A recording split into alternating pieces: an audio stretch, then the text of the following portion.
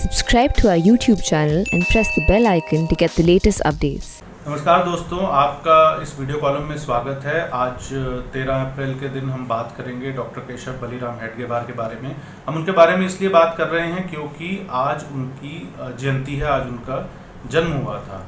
अंग्रेजी कैलेंडर के हिसाब से अगर आप देखें तो उनका जन्म 1 अप्रैल 1899 यानी कि 1 अप्रैल 1889 को हुआ था। लेकिन राष्ट्रीय स्वयंसेवक संघ उनका जन्म दिवस हर साल भारतीय नववर्ष के पहले दिन मनाता है और इसे वह वर्ष प्रतिपदा भी कहते हैं। और इस साल यह 13 अप्रैल को पड़ रहा है, इसलिए हम आज डॉक्टर हेडगेवार के बारे में बात कर रहे हैं। हम सभी जानते हैं कि डॉक्टर हेडगेवार के बारे में काफ़ी कुछ पिछले कुछ समय में कहा भी जा चुका है, लेकिन आज हम एक ऐसे पक्ष के बारे में बात करेंगे जिसे लेकर अक्सर संघ के विरोधी, संघ के आलोचक संघ पर निशाना साधते रहते हैं और हम देखेंगे कि उसमें कितनी सच्चाई है। वह मुद्दा है कि राष्ट्रीय स्वयंसेवक संघ का स्वतंत्रता संग्राम में क्या योगदान था। इसी संदर्भ में आज हम डॉक्टर हेडगेवार, जो 1925 में उन्होंने संघ की स्थापना की, 1940 तक वह जीवित थे, 1940 में उनका देहांत हुआ, तो डॉक्टर हेडगेवार का स्वतंत्रता संग्राम में क्या योगदान रहा, आज इस विषय में थोड़ी सी चर्चा करेंगे।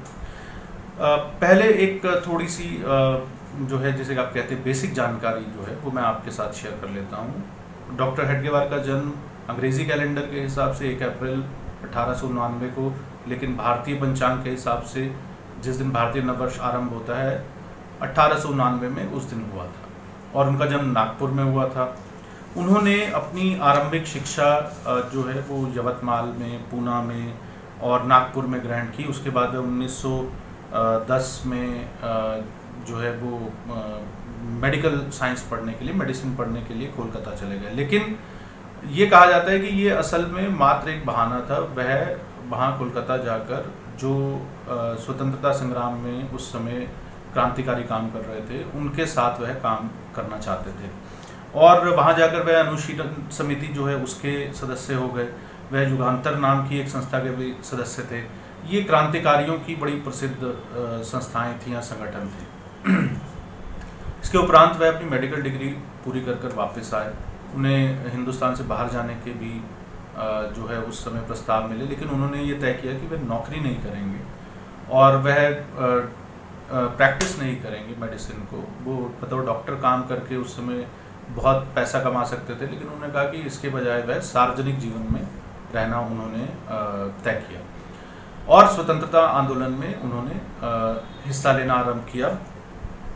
मई 1921 में डॉक्टर हेडगेवार को जो है वो गिरफ्तार किया गया और गिरफ्तार इसलिए किया गया क्योंकि स्वतंत्रता संग्राम को लेकर वह जिस प्रकार के भाषण विभिन्न सभाओं में दे रहे थे, तो राजद्रोह के मुकदमे में उनको जो है फंसाया गया। और उसके बाद कहा यह जाता है कि जब उन्होंने अपनी वहाँ पर पैरवी खुद की और जब अपने ऊपर लगे आरोपों का उन्होंने जवाब दिया, तो उस समय जज स्मेली जो है वो उस कोर्ट को में थे जो उनका मुकदमा सुन रहे थे। उन्होंने ये कहा कि पैरवी करने वाले की जो दलीलें हैं और जो बयान हैं वो उससे भी ज़्यादा आक्रामक हैं और उससे भी ज़्यादा खतरनाक हैं जो कि उसने इन भाषणों में दिए थे।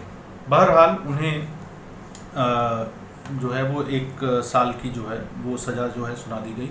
अजानी जेल में उन्हें रखा गया और दिलचस्प बात यह है कि जब वो 1922 में इस जेल से बाहर अपनी पूरी सज़ा काट कर आए, तो उस समय एक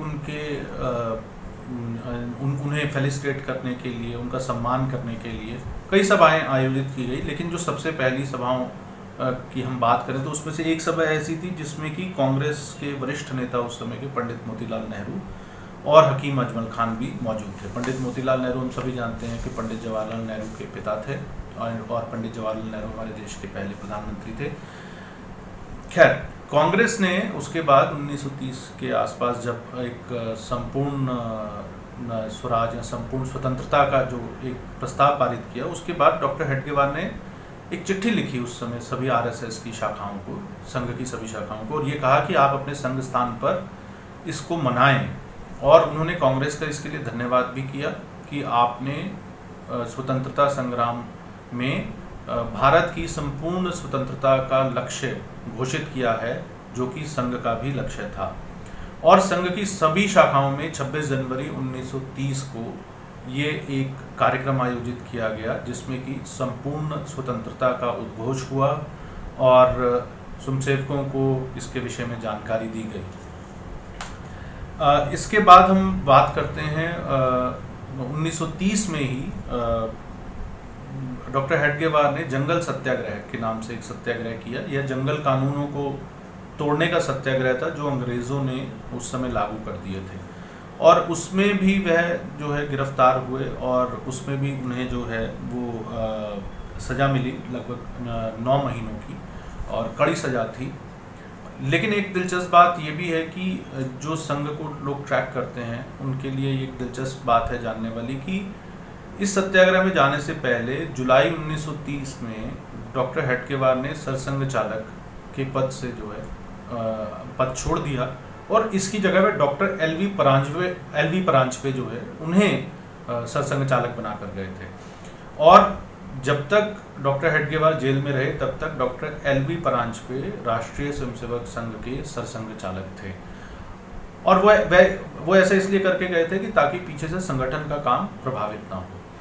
और जब वह जेल से वापस आए उसके बाद वह पुनः सरसंघ चालक का दायित्व उन्होंने संभाला, और इस प्रकार से डॉक्टर हेडगेवार जो है उन्होंने स्वतंत्रता संग्राम में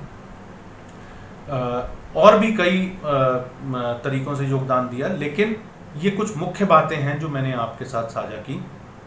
आप अपना फीडबैक ज़रूर शेयर करिएगा, और अगले वीडियो कॉलम में हम जल्द मिलेंगे। तब तक के लिए धन्यवाद।